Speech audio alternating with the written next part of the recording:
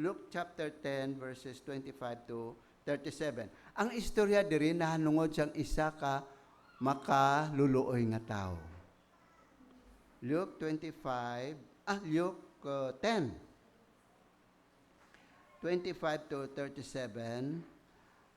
And behold, a certain lawyer stood up and tempted him, saying, Master, what shall I do to inherit eternal life? Number 1, habit of a godly life. Tsiko naton aton kaugalingon abi, kung kita nagakabuhi o kung Kristohanon, Diyos nun nga kabuhi kita. Habit of a godly life. First one is eternal life. Ginahambalan diri sa verse 25. Kita bala nagatuo, kita bala may eternal life, kita bala may kabuhi nga walay katapusan. Asiling naton, wala siya may nagabato sa aton diri sa kalibutan. Pag siling niya, John 3:16, for God so loved the world that He gave His only begotten Son. Whosoever believes in Him should not perish but have eternal life. That is number 1 habit of a godly life. Kinanglan balaan gid sang tao nga kita Dios nun. May Diyos nun nga pagkabuhi. Eternal life balo kita. Sina. May iban nga mga tunguloo nga nagasimba lang sila. Kag nagakadto man sa simbahan, oftentimes or every Sunday, pero they do not have godly life. Wala sila, hindi sila Diyos nun nga nagakabuhi. Dere, ang isa ka tao, may eternal life siya. Amo man sa aton, ang habit naton dapat kinanglan, may eternal life kita. Okay? And verse 26, and I said unto him, what is written in the law? How readest thou? 27, and he answering said, thou shalt love the Lord thy God with all your heart, with all your soul, with all your strength, and with all thy mind, and thy neighbor as thyself. Abi, mangkuton naton, Diyos nun bala kita, godly life bala kita. Oh, love God with all your heart. Higugmaon mo ang Diyos sa bugos mo nga tagipusoon. Hindi lang sa bibig, but with all your heart, with all your soul, sa bugos mo nga kalag. No? Kung kita mapatay, ang lawas naton mabili niya sa duta, balik ni sa yabok. Pero ang aton nga kalag, diin, magakadto sa Lord, magaupo dito sa Ginoo nga. Kung diin siya dito man kita. Love God with all your heart, with all your soul, with all your strength, with all your mind. With all your strength, with all your mind. Sa inyo pagid mga panguna-una sa inyo nga sa inyo ulo. With all your mind, and thy neighbor as thyself. Amo na siya ang aton nga primero nga habit of a godly life. Kinanglan may eternal life ka, kag tapos you love God with all your soul, your mind, your heart, with your mind, with your strength, and you love your neighbor as yourself. Do we love our neighbor? Kagabi sa pagpamalandong ko sinis ang akon nga mensahe, nagpaminsar ko, who is my neighbor? Sino ang akon neighbor? Sino ang akon tupad? Do I love them? Nang pumangkot sa akon kaugalingo, do I love them as my neighbor? Kay siling niya di, love your neighbor as you love yourself. Hindi lang buot silingon, ginalab nato ng aton nga neighbor, ginahatagan ta sila utan, linaswada o kung nanuda para sudan, kung kaisa. Hindi lang amo na ang ginapakita naton that we love our neighbor. No? Pero importante gid nga aton di parahon. No, we love God with all your heart, your soul, your strength, your mind, neighbor as yourself. Number 2, habit of a godly life. Ano pagid ang batasan sang Diyos nun nga tao? Hindi lang eternal life, kabuhi niya, walay katapusan. Number 2 is trust and believe. Trust and believe. Magsalig kag magtuman kanta kaina sang aton nga choir. Trust and obey, for there's no other way. To be happy in Jesus is to trust and obey. Magsalig lang kag magtuman. Kanami isang kanta nila kainan, no? Kinanglan magsalig, magtuman, trust and obey. And then, Ah, thirdly, habit of a godly life, meditation on the Word of God. Pagpamalandong sa pulong sang Ginoo, meditation on the Word of God. Sino karon nga aga may dala nga Bible? Oh, nan.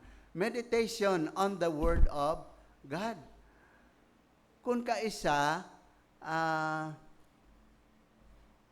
may nabatian ko diri sa Bible College nga siling niya, ay, ginasunog, ginpamangkot niya ko, missionary, ginsunog niyo gali ang Bible, nagapanunog ka mo Bible. No? Kay pag abot niya halin di sa Amerika, nakabati siya nga may mga tumuloo nga nagapangsunog sang Bible. Kay lain kuno ang version. So, dira nagainaway sila. Mga lain-lain nga mga diskusyon na nungod sang version of the Bible. But thy word is a lamp unto my feet and a light unto our path. Ang pulong sang Dios amo ang aton nga kapawa kag lamp sa aton nga mga tiil, no? Nga maga-guide sa aton. Okay? Habit of meditation on the Word of God. Ang meditation on the Word of God, it's not only just to open your Bible and read it. But you have to read it, to think of it, and to live it. Na amo na siya ang habit kung naga-meditate kita sang Word of God, pulong sang Ginoo. Sa aton, nga madamo nga mga tumulo, ginatipon ta lang ang mga version sang Bible. Pero wala man naton ginakabuhi ang ginatudlo diri sa pulong sang Ginoo. Diri sa Bible College, ang akon mga estudyante, mag-final examination ni coming May 12, final examination. Pasaulo ko sila, 3 ka bersikulo. Gihatagan ko sila assignment, 3 ka bersikulo, kada isa-isa. Pero, tanan sila, tagan ko gid bersikulo pareho. 2 Timothy 3, 15-16. Ang pulong sang Dios, no? Amo na ginapasa ulo ko sa ilang tanan. Kag iban kada isa-isa lain-lain nga mga bersikulo. Pero mga utod ginapahibalo ko sa ila. They have to read their Bible. Kay gina-require ko man sila basahon nila ang Bible. Kag kun ano nga version ibutang nila dira sa ilang papel, ano nga version ina ang ginasaulo nila. Kag kun masaulo na nila, ihatag nila ang ila papel sa akon kag mag-memorize. Quote from the mind o from memory. Bible memory verse. So, second or third na to, no? 3 nga habit of a godly life. Meditation in the Word. Fourth, or bago kita magkato sa ika-4, mangkuto naton aton bala kaugalingon, kung gabi, sino gapulaw sa TV? Bahaw pila ka oras sala. Bisan ka pungko kita o kung nagahigda kita, TV gidiya. Okay. Magalin kita sa TV, abi halimbawa nag-brown out, o kung nagtapos na kita lantaw sang anong nga pelikula, pagkanto naton sa aton paghigda, anong sa mind mo? Ano sa aton mga panghuna-huna? Ay, ginasingganan ta ang mga upod nga, hindi na ko nabala pag-istoryahe kay kalain. Inaway man to, kamatay man to. Destructive.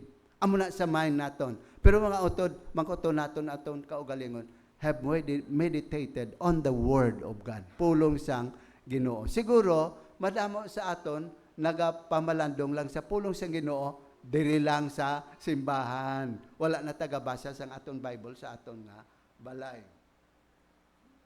So, ang tanan dito nga ginsugid o kung ginbalita sa TV, tak-an na tas ang balita sa TV, no? COVID lang tanan nga COVID. Daw nahadlok na ta magkaon, nahadlok na ta magpahuway, nahadlok na ta magkadto sa tindahan, nahadlok na ta magkadto sa simbahan bisan pa. Why? Amo na nagsulod sa aton panguna-una mo ang ginlantaw naton sa TV. So, all the bad things we saw on TV, amo na nagakadto sa aton ulo, sa aton panguna-una, kagina gakahadlo kita. And then the fourth one, habit of a godly life. Bitiko naton kon bala kita isa diri o kung isa ini sa habit naton. Let us obey God. Trust and obey. Inang daw hindi man na maayo nga salig lang ta sa Ginoo kag wala tagatuman. Trust and obey. For there's no other way to be happy in Jesus but to trust and obey. So, sa Deuteronomy 27:10, so obey the Lord your God by keeping all that what God says. And let us obey Him not only yesterday but today. Subong gid nga adlaw, let us obey the Lord. O kung tumano naton ang aton nga Ginoo. Sa Deuteronomy 28:1, Moses was consistent, delightly obey God. Moses, bisan ano ka kabudlay sang ila paghalin dito sa Egypt, madamo mga kabudlayan nila, ginpaagyan man sila sang Ginoo, mga away, gira, paagyan man sila sang Ginoo nga, ginuhaw sila, gingutom sila. Pero ang Ginoo nag-provide sa ila. Pero Moses consistently, diligently obey God. Chosen to live the standard of God. He chose to live the standard of God. And then,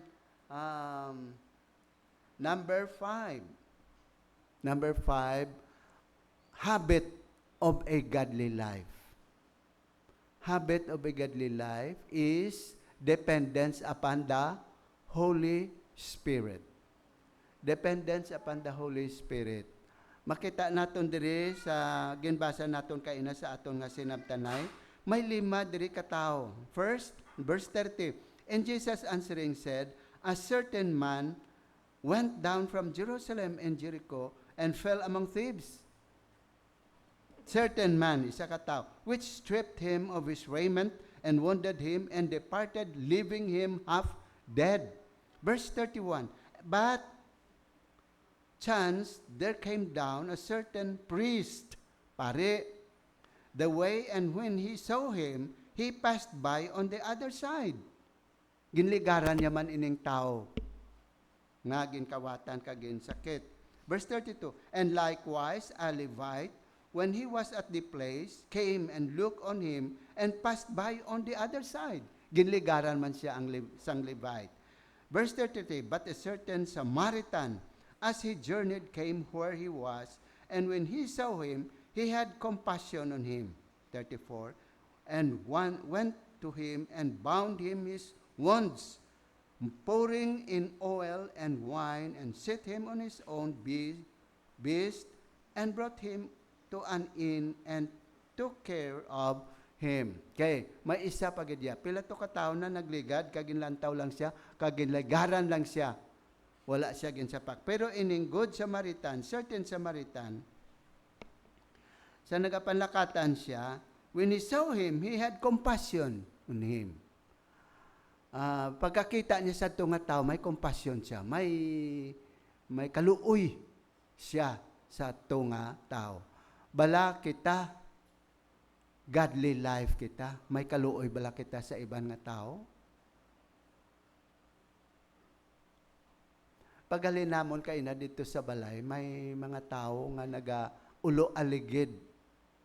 Kaligad-ligad bala, guro galantaw kung ano ang mga himuon. Mangwada mga tanom, o kung masulod sa inyo balay, gaulo aligid.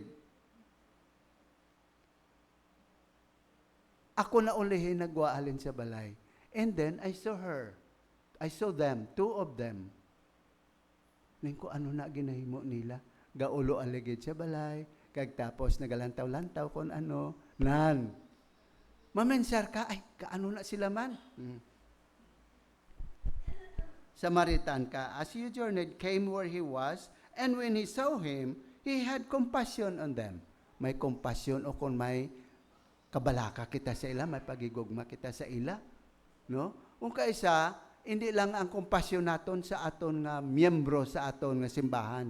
Compassion pagin naton sa iban nga mga tao. Amen? Amo pagid na. Mangkuton tabala ang aton kaugalingon. Are we godly? Diyos nun bala kita? May compassion bala kita sa iban nga mga tao? Masiling kita nga, bay ina da siya. Bahalaan siya kung din siya makadto pa impyerno, wala na siya. No? So, let us have that sa aton na why we do not have or dependence upon the Holy Spirit.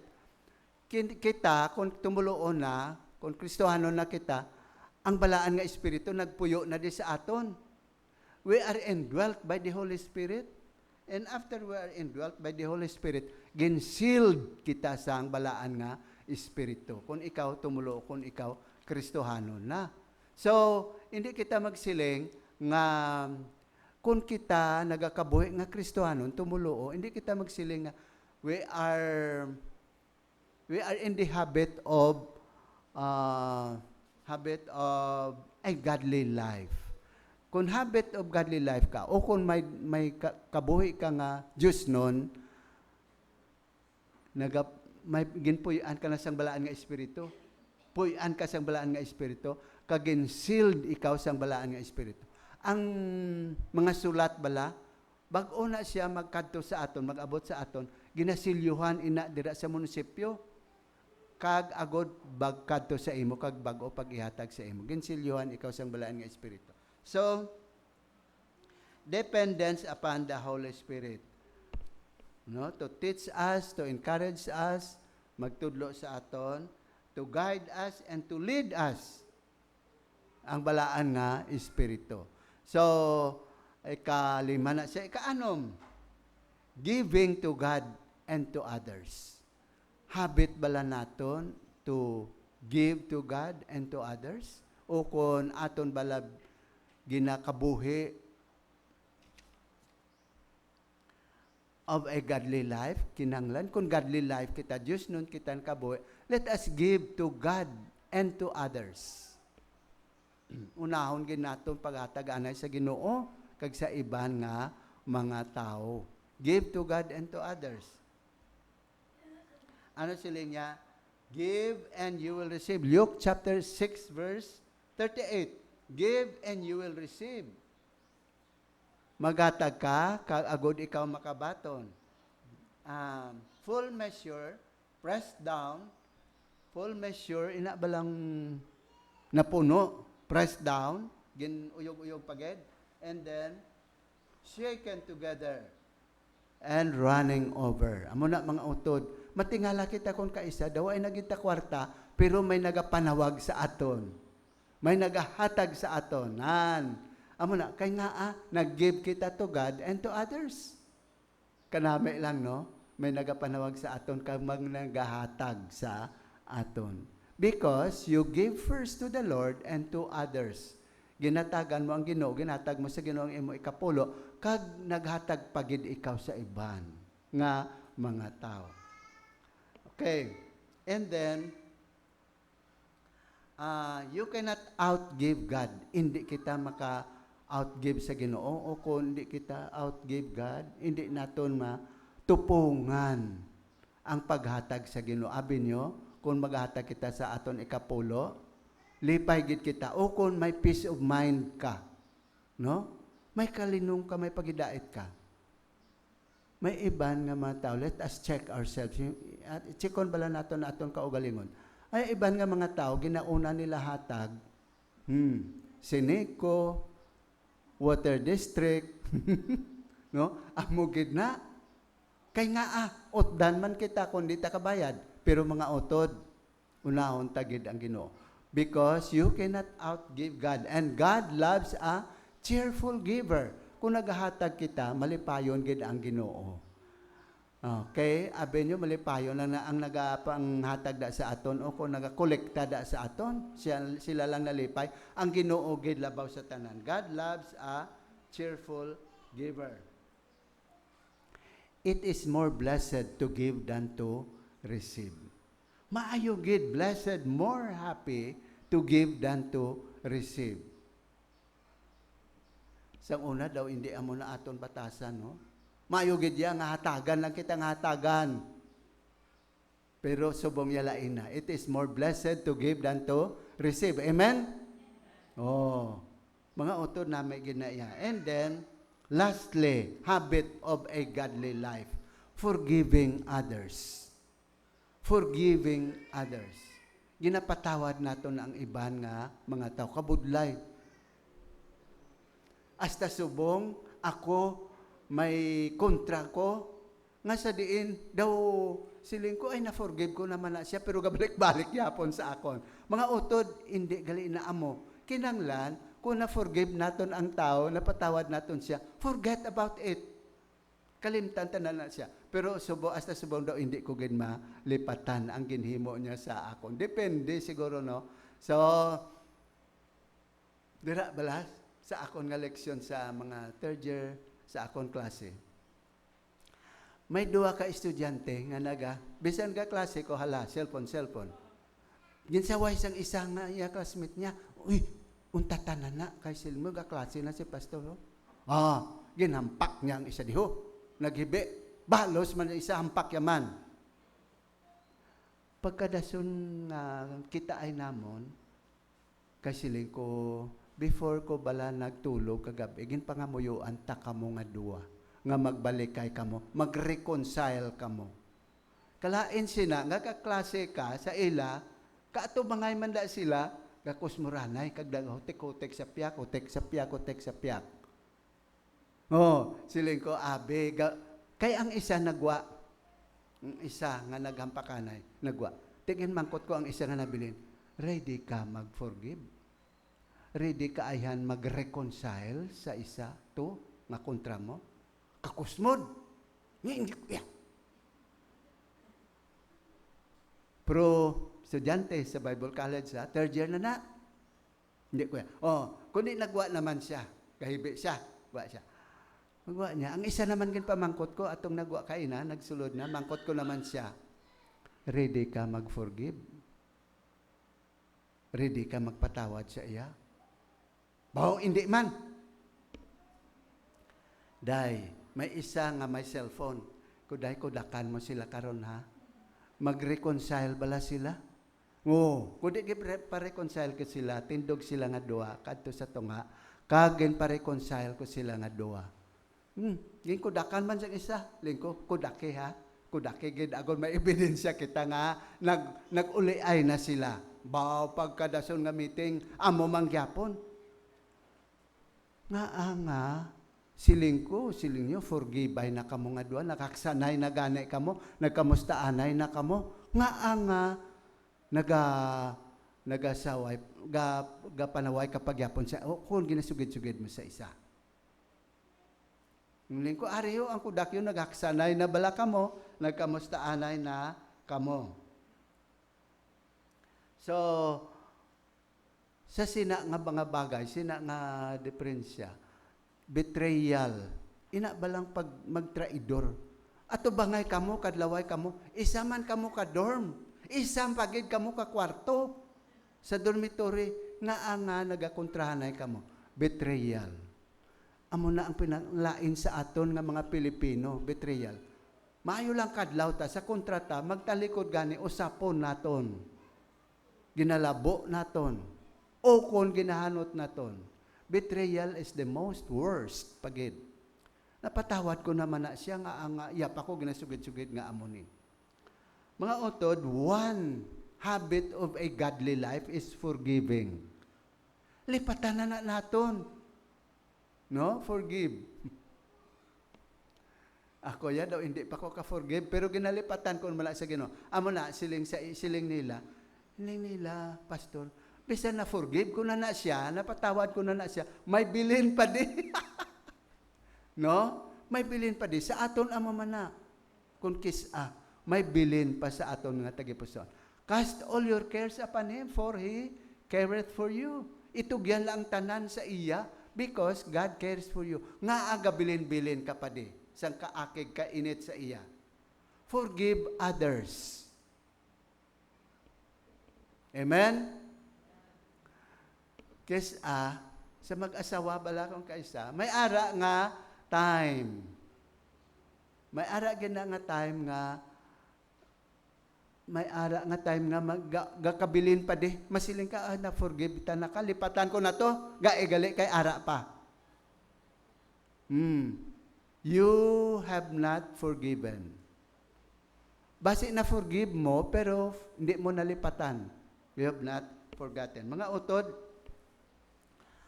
ang aton Ginoo, amo ang kapawa. Kita nga mga tumuloo, let us walk as children of light. Pero sa ginbasa naton kaina, no, sa aton responsive reading, ginligaran lang nila ang tao nga may problema. May isa gid iya nga nabilin. Pagligad niya, nakita niya, ginbuligan niya, ginbutangan niya pa, ginbulong niya pa, ginbutangan niya sang bindahe, kaginsilingan. To, dulong ta ka sa ospital. Kung ato ka na sa ospital, bilinan ko to siyang inogbayad mo. Kag kung may ara pagid, pabalon mo lang ko nga may utang ka pa. Kay bayaran ta ikaw. Mga utod, amo na sa aton. Dapat, let us be a good Samaritan. Let us be a Christian, Kristohanon, and live a godly life. May batasan bala kita magkabuhi, godly? O kung, sa pamuyayaw lang, guro, numero 1 ka pa. Sa pangkutso-kutso pa lang, guro, numero 2 ka pa. Sa, kung kaisa, sa aton balay kung kaisa, masiling kita nga,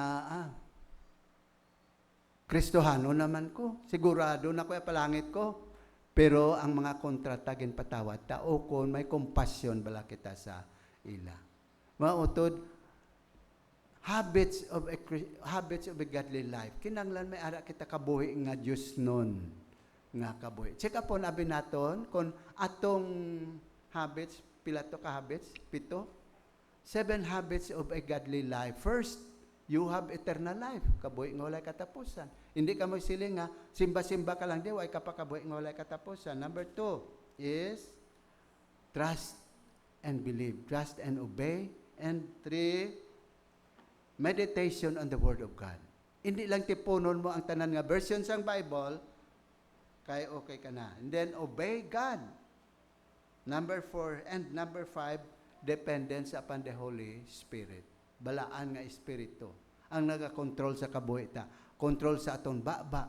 Control sa aton kabuhi. Control sa aton nga tanan.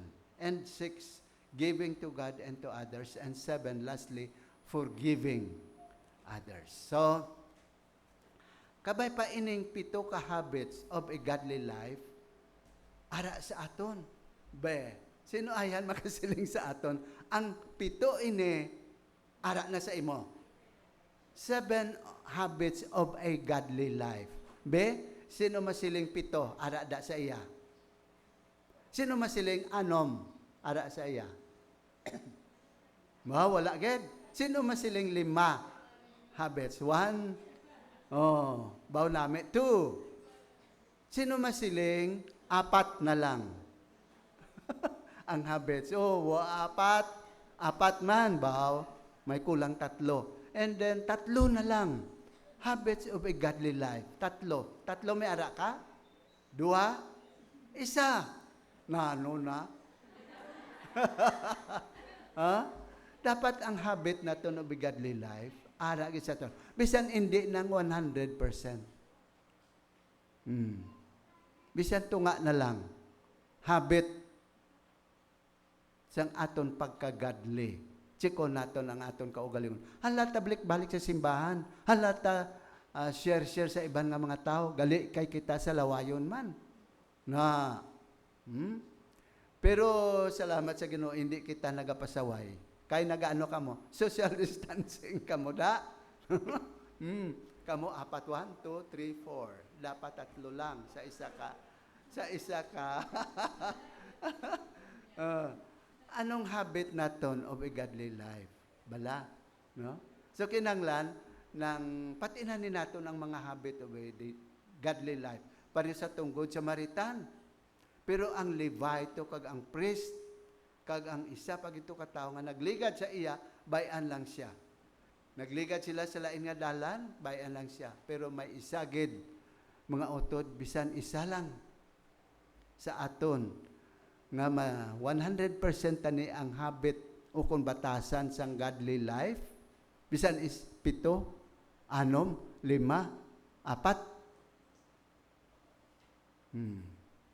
Maayo gid tsiko nato ng aton nga kaugalingon. Budlayan man kita kung kaisa. Sa aton balay kung kaisa, budlayan man kita maghagad sa iban nga mga tao kung stupad tada kay na balaan nila ang batasan ta. Kapala kotso-kotso muna sa iya. Kapala pamuyayaw muna sa iya. Ang batasan niya sina daw hindi makaon sang ido. Okay. 7 habits of a godly life. Kabay pa kung tani ini mapatinana. Amay nga langit no.